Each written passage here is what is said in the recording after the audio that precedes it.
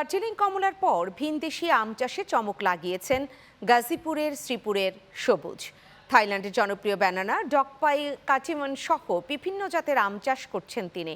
ভিন্ন জাতের এসব আম দেখতে তার বাগানে ভিড় করেন দর্শনার্থীরা। গাজীপুর থেকে আরিফ খান আবিরের রিপোর্টে বিস্তারিত।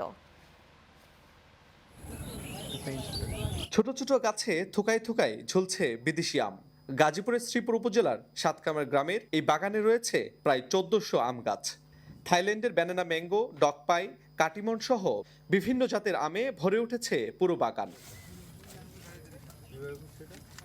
কয়েক বছর আগে স্বপ্ন নিয়ে বিদেশি আমের চাষ শুরু করেন তরুণ উদ্যোক্তা সবুজ।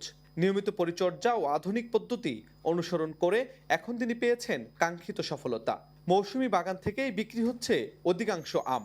যে এখানে ক্রেতা দর্শনার্থীরা প্রতিদিনই জেলার বিভিন্ন প্রান্ত থেকে এখানে এসে খেয়ে দেখে তারপর এই আমগুলো সংগ্রহ করতেছে।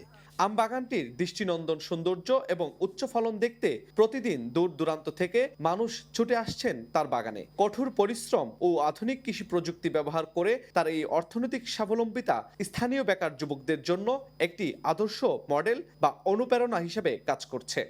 এখন এখানে আসার উদ্দেশ্য হচ্ছে আমরা সরাসরি বাগান থেকে নিজ হাতে নিজে পছন্দ করে নিজে বলতে পারি যে এই আমগুলো আমরা নিতে পারতেছি। হ্যাঁ, সবুজ ভাইয়ের আম চাষ দেখে আমরাও চাইছিলাম আমরা আম চাষ করব।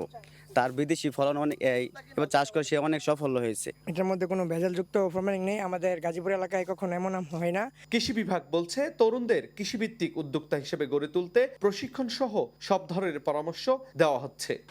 নিরাপদ এবং বিষমুক্ত ফসল উৎপাদনের জন্য আমরা তরুণ উদ্যোক্তাদের প্রশিক্ষণের পাশাপাশি কারিগরি সহযোগিতা করে যাচ্ছি।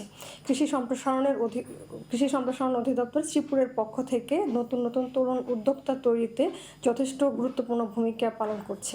কীটনাশক মুক্ত হয় অর্গানিক আম বাগানের আমের প্রতি মানুষের চাহিদা দিন দিন বাড়ছে। এই আমটা খুব মিষ্টি, খেয়েছি। আরিফ খান আবির, চ্যানেল 9, গাজীপুর।